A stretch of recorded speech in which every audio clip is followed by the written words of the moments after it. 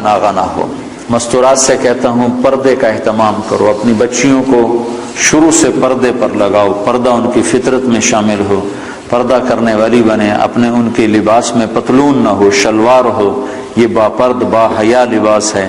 عورت کے لیے پتلون، مرد کے لیے پتلون با حیا لباس نہیں ہے تو عورت کے لیے کہاں سے ہوگا؟ تو اپنے بچوں کو، اپنی بچیوں کو اسلامی لباس کا عادی بناؤ، پیار سے محبت سے، یہاں سختی تو چلتی نہیں، اور سختی کہیں بھی نہیں چلتی، ہر جگہ پیار محبت سے ہی کام چلتا ہے۔ اللہ نے بھی پیار سے ہی ہمیں سمجھایا ہے اور پیار سے ہی ہمیں اپنی طرف بلایا ہے۔ کہیں کہیں اس نے انجام بتانے کے لیے بتا دیا کہ جہنم بھی ہے، ورنہ اللہ کا عام انداز پورے قرآن میں یا ایھا الذین آمنوا، کتنی عزت کے ساتھ اللہ ہمیں بلاتا ہے، اے ایمان والو، اے ایمان والو۔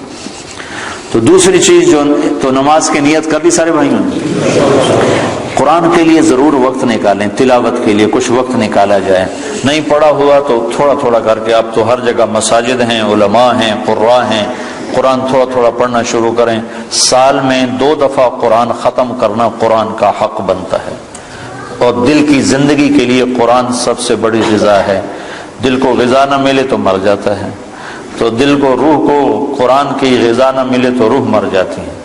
تو قرآن کی تلاوت کے لیے وقت نکالیں۔ اور دوسری چیز جس پر جا کر اسلام مکمل ہوتا ہے وہ اچھے اخلاق ہیں۔ اپنے اخلاق کو بلند کریں، اور سارے اخلاق کا خلاصہ 3 باتیں ہیں: تصل من قطعک وتعطی من حرمک وتعفو عن من ظلمک۔ جو توڑے اس سے جوڑو، جو محروم کرے عطا کرو، جو زیادتی کرے معاف کرو۔ پھر اگر ماں باپ ساتھ ہیں تو ان کی قدر کرو۔ آج مجھے بڑا دکھ ہوا، مجھے ایک اولڈ ہوم دکھایا ساتھیوں نے، تو اس میں مسلمان عورتیں بھی تھیں، مسلمان مائیں بھی تھیں، ان کے جوان بچے ہیں اور وہ ماں کی خدمت سے محروم ہیں۔ کیا بدبختی کی انتہا ہے کہ مسلمان کے لیے ماں تو جنت کا راستہ ہے۔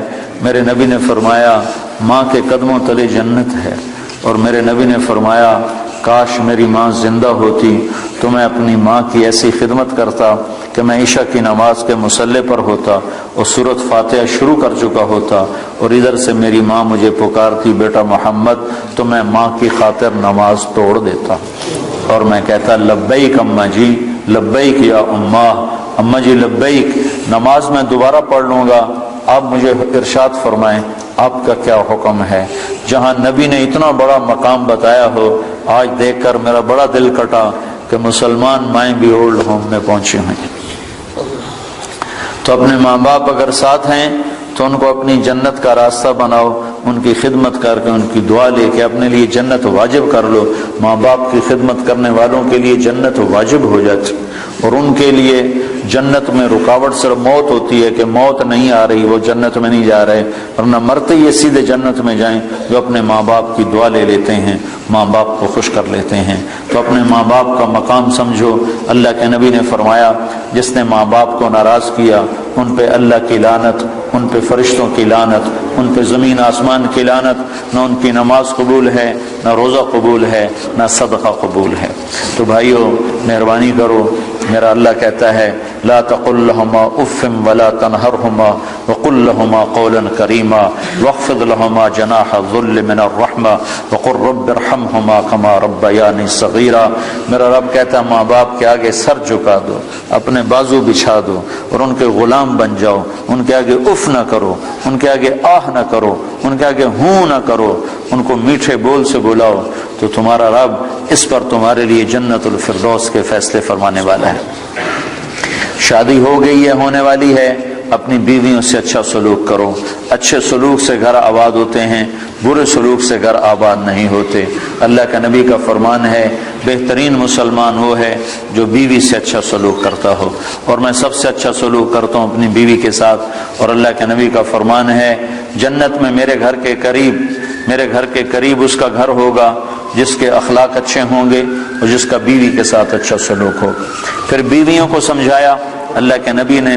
ایک عورت نے آ کر عرض کی یا رسول اللہ میری شادی ہو رہی ہے، میرے خاوند کا میرے اوپر کیا حق ہے؟ تو آپ نے فرمایا تیرے خاوند کے جسم پر زخم پڑ جائیں، زخم، اور ان زخموں میں پیپ پڑ جائے، پیپ پڑ جائے، گندا پانی سفید پیپ پڑ جائے، اور تو زبان سے چاٹ چاٹ کر اس کے زخم صاف کرے تو نے اس کا حق ادا نہیں کیا. زبان سے چاٹ چاٹ کر اس کا زخم صاف کرے تو نے خامند کا حق ادا نہیں کیا. مردوں کو کیا سمجھایا کہ بہترین مسلمان وہ ہے جو بیوی سے اچھا سلوک کرتا ہو، اور عورتوں کو کیا سمجھایا کہ خامند کی اطاعت. آپ نے فرمایا اگر میری شریعت میں سجدہ جائز ہوتا، میری شریعت میں اللہ کے سوا کسی کو سجدہ نہیں، اگر سجدہ جائز ہوتا تو میں عورت سے کہتا اپنے خامند کو سجدہ کرے، یعنی اس کی اطاعت کرے. اور مردوں کو سمجھایا کہ سب سے بہترین خرچ بیوی پر خرچ کرنا ہے، بچوں پر خرچ کرنا ہے، اور بہترین مسلمان وہ ہے جو بیوی کے ساتھ اچھا سلوک کرتا ہو. تو یہ اچھے اخلاق ہیں. آپس میں رہو، پیار محبت سے رہو، لڑائی نہ ہو، آپس میں جھگڑا نہ ہو، آپس میں بائیکاٹ نہ ہو، آپس میں آپ کسی سے لڑے ہوئے نہ ہو. کوئی مسلمان ایسا نہ ہو جس سے آپ کو کہ میں اس سے نہیں بولتا، میری اس سے بات چیت بند ہے، ایسا ایک بھی نہ ہو. اگر کوئی ہے تو اٹھتے ہی توبہ کر کے اس سے معافی مانگ لو تو اللہ کے دربار میں آپ کا مقام بلند ہو جائے گا. جب دو مسلمان آپس میں اس لڑ پڑیں اور وہ صلح نہ کریں تو اللہ تعالیٰ ان کے اعمال مردود کر دیتا، نہ نماز قبول، نہ روزہ قبول، نہ حج قبول. تو اللہ تعالیٰ فرماتا ہے جب تک یہ صلح نہیں کرتے ان کا کوئی عمل قبول نہیں ہے. تو آپس میں پیار محبت سے رہو. آپ پرائے دیس میں ہو، نہ مذہب کے نام پہ لڑو، نہ رشتے ناطے کے نام پہ لڑو، نہ آپس کی سیاسی باتوں پر لڑو. پیار محبت کی فضا قائم رکھو. اللہ کو بہت پسند ہے ایک دوسرے کا خیال کرنا. ایک آدمی آئے گا قیامت کے دن تو اللہ تعالیٰ کے فرشتے کہیں گے یا اللہ اس کے کھاتے میں کوئی عمل کوئی نہیں، اس کے کھاتے میں کوئی عمل کوئی نہیں. تو اللہ تعالیٰ فرمائیں گے ہاں بھائی کوئی ہے تیرے کھاتے میں عمل یا خالی ہو؟ کہے گا یا اللہ ایک ہے اور کچھ نہیں، ایک ہے اور کچھ نہیں. اگر تو اسے سمجھے تو ایک ہے. کہ کیا ہے؟ کہ میں کاروباری آدمی تھا، جس کو پیسے دینے ہوتے تھے اس کو تنگ نہیں کرتا تھا، موقع پہ پیسے پہنچاتا تھا، اور جس سے لینے ہوتے تھے وہ جتنا ہی تنگ کرتا تھا میں اس کو تنگ نہیں کرتا تھا، میں چپ کر کے واپس آ جاتا تھا، کبھی اس کو بے عزت نہیں کیا. ہمارے ہاں تو پاکستان میں تو بہت ہوتا ہے، چونکہ کام ادھار پہ چلتا ہے، یہاں بھی ادھار پہ ہی ہے سارا کام. تو ادھار پہ کام ہوتا ہے تو جس نے لینا ہوتا ہے وہ گالیاں نکالتا ہے، جس نے دینا ہوتا ہے وہ انکار کرتا ہے. تو وہ کہنے لگا یا اللہ بس ایک ہی تھا میرا، جو نہیں دے سکتا تھا اس کو معاف کر دیتا تھا، جو پھیرے لگواتا تھا اس کے پھیرے لگا لیتا تھا، اس کو کہتا کوشش، اور جس کو دینا ہوتا تھا اس کو موقع پہ دیتا تھا. تو اللہ تعالیٰ کہیں گے تو نے تو میرے بندوں کا بڑا بھلا چاہا، تو آج میں تیرا بھلا کرتا ہوں، صرف اسی عمل پہ تیرے لیے جنت کا فیصلہ کرتا. تو اللہ کے بندوں سے بھلائی بہت بڑا عمل ہے، بہت بڑا عمل ہے. وقت کے جنید بغدادی بن جاؤ، دو کام کر لو. ایک زبان پہ قابو پالو. تمہاری مجموعہ اکثر نوجوان ہیں. دین دو باتوں کا مجموعہ ہے، ایک عبادت اور ایک اخلاق. عبادت سے دین شروع ہوتا ہے اور اچھے اخلاق پر جا کر دین مکمل ہوتا ہے. دین کی ابتدا، فاؤنڈیشن، بنیاد وہ کلمہ، نماز، روزہ، حج، زکوٰۃ. اور دین کی انتہا، چھت جہاں جا کے چھت پڑتی ہے، وہ اچھے اخلاق ہیں. اچھے اخلاق سے دین مکمل ہوتا ہے. دین کی تکمیل عبادت سے نہیں اخلاق سے ہے، اور دین کی ابتدا میں عبادت ہے. عبادت میں نماز سب سے اعلیٰ درجے کی چیز، جو اللہ تعالیٰ نے 50 نمازیں شروع میں فرض کی، پھر ان کو 5 کر کے گھٹایا اور عرش پر بلا کر 50 نمازیں عطا فرمائیں. دینی 5 تھیں، دی 50، صرف یہ بتانے کے لیے کہ دنیا میں تمہارے آنے کا مقصد نماز کے سوا اور کچھ نہیں. لیکن پھر باقی کاروبار زندگی میں بھی ہمارا امتحان تھا تو اللہ نے اس کو گھٹا کے 5 کر دی. جب 5 ہو گئیں، اللہ کے نبی ہر دفعہ آتے تھے اور کہتے تھے یا اللہ گھٹا دے. جب وہ 5 رہ گئیں تو اللہ تعالیٰ نے فرمایا میرے محبوب تیرے لیے 5، میرے لیے 50، کہ تیری امت کے ہر نمازی کو ہر نماز کے بدلے میں 10 نمازوں کا ثواب لکھوں گا. تو ہم پڑھنے کو 5 پڑھتے ہیں اور لکھے جانے میں وہ 50 ہیں. تو جتنا آپ، بہت بڑا مجمع ہے، مستور آدمی ہیں، آپ سب بھائیوں سے گزارش ہے کہ آج کے بعد توبہ تو ہم نے کی ہے، نماز نہ چھوٹو. اس کے سارے بھائی ارادہ کرتے ہیں؟ آپ پرائے دیس میں رہتے ہیں، یہاں مسجدوں کا ایسا ماحول نہیں ہے، اپنی آپ جاب پر ہیں، کام پر ہیں، جہاں بھی نماز کا وقت آ جائے نماز نہ چھوڑیں۔ اب اللہ نے اتنی فضا ضرور بنا دی ہے کہ جہاں بھی آپ ہیں آپ کو نماز کی اجازت دیتے ہیں۔ یہ لوگ آپ کے ساتھ انصاف کرتے ہیں، انہوں نے اپنے ملکوں میں انصاف کیا ہوا ہے، عدل قائم کیا ہوا ہے، ظلم نہیں ہے۔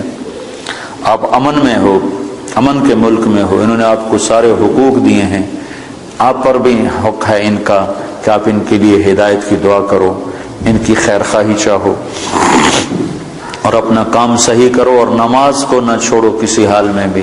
مسجد قریب ہے تو مسجد کی دوڑ لگاؤ، مسجد دور ہے تو ایک مصلی اپنے دفتر میں رکھو، اپنے کام کی جگہ پہ رکھو اور نماز کے وقت میں نماز ادا کرو۔ اور اگر آپ اکیلے ہو تو اذان دو، تکبیر کہو، پھر نماز پڑھو، تو آس پاس جتنی فضا ہے وہ گواہ ہو جائے گی، اور آس پاس جتنے اہل ایمان جنات ہیں وہ نماز میں شریک ہو جاتے۔ دو ہو تو جماعت کراؤ، چاہے تمہاری داڑھی نہیں ہے پھر بھی جماعت کراؤ، ایک کو آگے کرو ایک کو پیچھے کرو۔ تین ہو جماعت کراؤ، با جماعت نماز کی فضا بناؤ۔ سفر میں جا رہے ہو گاڑیاں روک کے با جماعت نماز پڑھو، تو انشاءاللہ یہ پوری ایک مکمل دعوت ہے نماز کا پڑھنا۔ تو عبادات میں میرے بھائیوں بہنوں نماز کا ناغہ نہ ہو۔ مستورات سے کہتا ہوں پردے کا اہتمام کرو، اپنی بچیوں کو شروع سے پردے پر لگاؤ، پردہ ان کی فطرت میں شامل ہو، پردہ کرنے والی بنے، اپنے ان کے لباس میں پتلون نہ ہو، شلوار ہو، یہ با پرد با حیا لباس ہے۔ عورت کے لیے پتلون، مرد کے لیے پتلون با حیا لباس نہیں ہے تو عورت کے لیے کہاں سے ہوگا؟ تو اپنے بچوں کو، اپنی بچیوں کو اسلامی لباس کا عادی بناؤ، پیار سے محبت سے، یہاں سختی تو چلتی نہیں، اور سختی کہیں بھی نہیں چلتی، ہر جگہ پیار محبت سے ہی کام چلتا ہے۔ اللہ نے بھی پیار سے ہی ہمیں سمجھایا ہے اور پیار سے ہی ہمیں اپنی طرف بلایا ہے۔ کہیں کہیں اس نے انجام بتانے کے لیے بتا دیا کہ جہنم بھی ہے، ورنہ اللہ کا عام انداز پورے قرآن میں یا ایھا الذین آمنوا، کتنی عزت کے ساتھ اللہ ہمیں بلاتا ہے، اے ایمان والو، اے ایمان والو۔ تو دوسری چیز جو تو نماز کی نیت کر لی سارے بھائیوں نے؟ قرآن کے لیے ضرور وقت نکالیں، تلاوت کے لیے کچھ وقت نکالا جائے، نہیں پڑھا ہوا تو تھوڑا تھوڑا کر کے، اب تو ہر جگہ مساجد ہیں، علماء ہیں، قراء ہیں، قرآن تھوڑا تھوڑا پڑھنا شروع کریں۔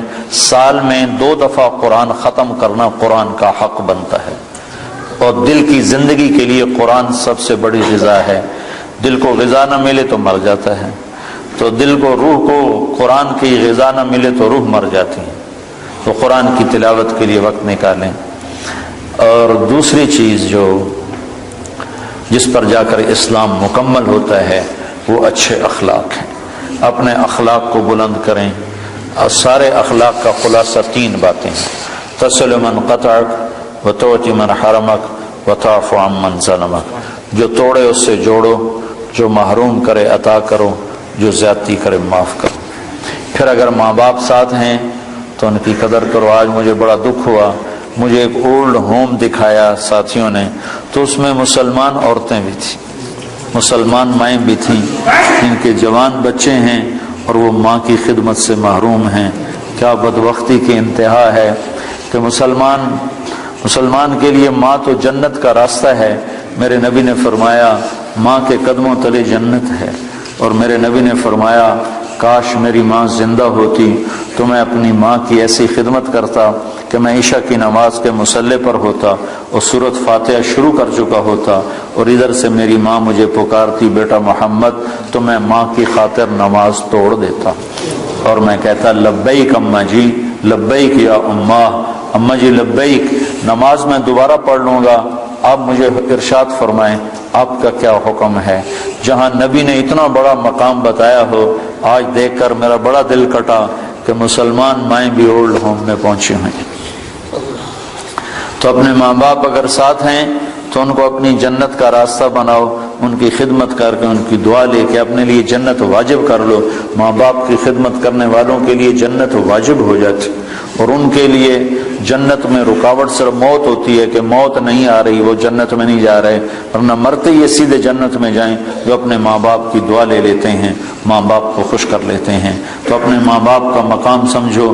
اللہ کے نبی نے فرمایا جس نے ماں باپ کو ناراض کیا ان پہ اللہ کی لعنت، ان پہ فرشتوں کی لعنت، ان پہ